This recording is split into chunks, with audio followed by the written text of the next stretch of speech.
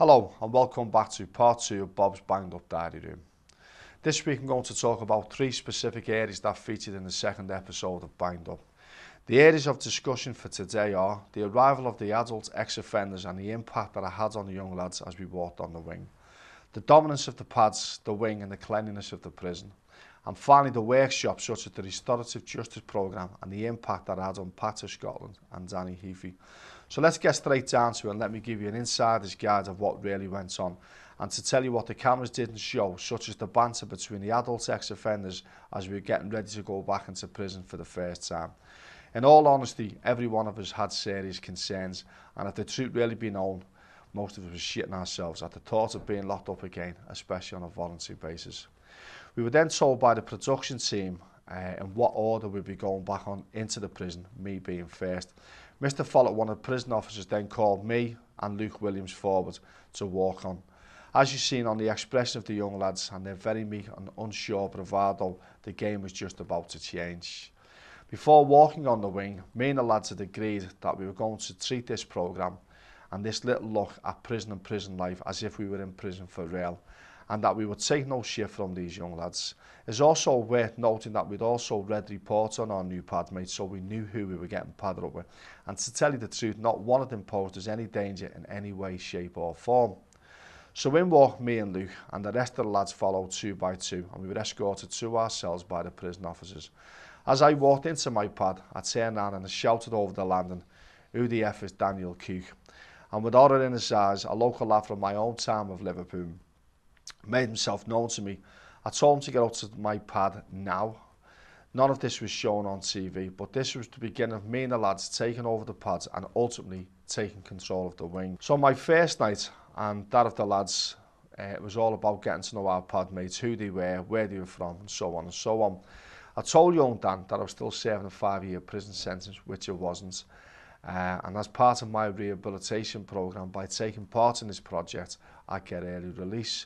Dan instantly relaxed and thought that I was one of the boys, and he opened up to me straight away and started telling me about his graft, which wasn't major league really, but it could quite easily lead to it. I call it peripheral crime, very, very minor stuff. The next morning, having slept in what I can only describe as a shit tip, and eating a full English breakfast, something you only get at weekends in a real prison. And believe me, it definitely isn't a full English breakfast in a real prison. I said to the lads that we need to clean our pads in the prison wing itself, which we all agreed. We then asked the prison officers for equipment. They went and got it. And to the horror of the young lads, it arrived. And what you didn't see was us, the adults, telling our young pad mates that they were going to clean the wing from top to bottom, and that there were new rules going to be laid down on how we lived. The look of despair on the faces of these kids at the thought of doing some cleaning, probably for the first time in their lives, was just a picture. And as you've seen by Big Mikey, who had to even show one of the young lads how to use a mop, probably most of them had never even picked a mop up. After a couple of hours and lots of hard graft and never-ending moaning from the young offenders, the new cleaning rules have been laid down. The prison and especially the pads were now at last livable. But before this was done, we'd already had a cell inspection from the governor who had voiced his disapproval on the way the young offenders have been treating their new homes for the last 3 days. So the days went on, and after a couple of nights and the adults finding their prison legs again, and after listening to the familiar noises that go on in prison, many adult offenders now started to break down our new pad mates. On one occasion, you see Davey Adders challenge 2 young lads to an arm wrestling match, which was bravado at first, but it soon turned into a confrontation. And in all honesty, Davey is no fool. And if that had been in a real prison, well, then Davey would have quite basically filled that young lad in. And as you've seen, young Adam's pad mate, Peter Brook, gave him some much needed prison advice, a bit of guidance on how, the prison superiority and how it works. Young Adam, although not happy, eventually apologised to Davey, and it managed to defuse the situation. That could have really led to a violent confrontation. On another occasion, again, you see Peter Brook, who was talking to young Tootle over the stolen crisp. And now if he had taken that from a prison cell, he could have quite easily been labelled a pad thief. A pad thief in prison is seen as the worst of the worst. I've personally seen a young lad caught stealing from a pad.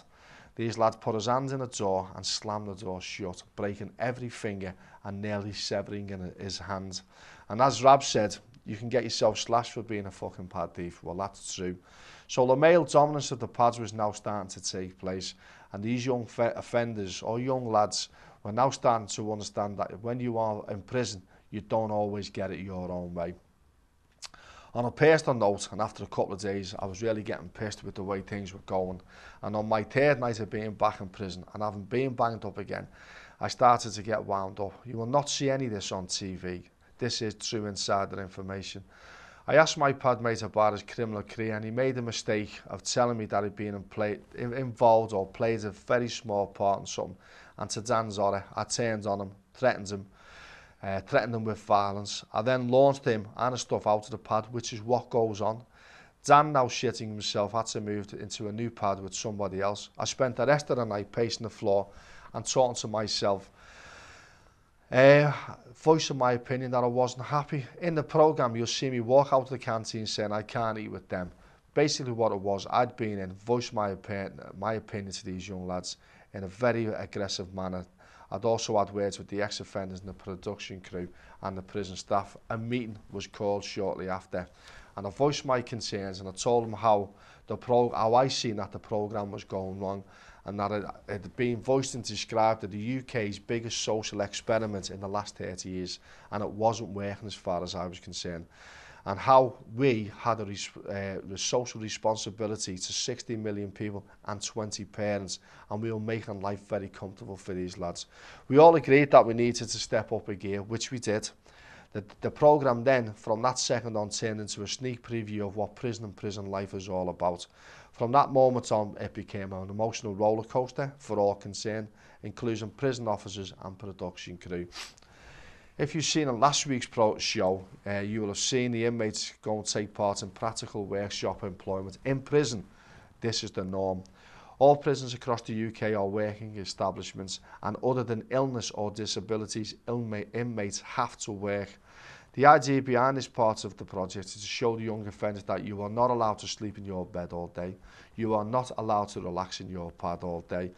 And that if you do not take part in this work, that if you do not conform to prison policy, and any lack of respect for the rules can result in the offender being brought before the governor and possible punishments being imposed, such as privileges being taken away, and could even add to additional days being put on your sentence. I think Martin Glynn summed up how a person's future can be lost in one night, and the effect that their consequences, their actions can have on themselves, their families, and ultimately the victims. And as you've seen it for yourselves, it still affects Peterborough quite heavily. It was now time for Danny Heafy and Patrick Scotland to meet up with the victims of crime as part of the Restorative Justice Programme. Both lads had admitted to being involved in gangland violence, gangland attacks, and they were sort of not targeted, but they were asked to take part in this. But before they went on and met with the victims, me and all the lads had a chance to talk to Patrick and Danny on how emotional this would be for them. But being young lads, I still not really understand what it meant. Both young lads entered a very emotional programme, and it became a very reflective part of their lives. Having personally spoken to lads shortly after they came back on the wing, both boys were very, very emotional, especially Patrick, who had really taken this programme to heart. He had spent a lot of the day in deep thought, and I truly hope that it made him think of how easy his life could change if he was part of a gang who killed another youth, which unfortunately seems to be happening an awful lot in London. Although Danny is full of bravado, in all honesty, he was a really good kid deep down. And I also know he was really affected by his meeting with Sue. I was unsure about how the Restorative Justice Programme would work, and I did voice my concerns to Martin Glynn, but in all honesty, it worked out really well. So that's my insider's guide for this week, and I'm going to give you more. And finally, me and my pad mate, young Danny, and my determination to get him to write his mother a letter. The letter is basically changed young Danny's life. I don't want to go into it too much because it's worth watching next week. Also, as part of next week's programme, I'll be discussing the Pro Ball, what went on, and hopefully to give you more insight in some of the areas that you can't and won't be shown on the Banged Up programme.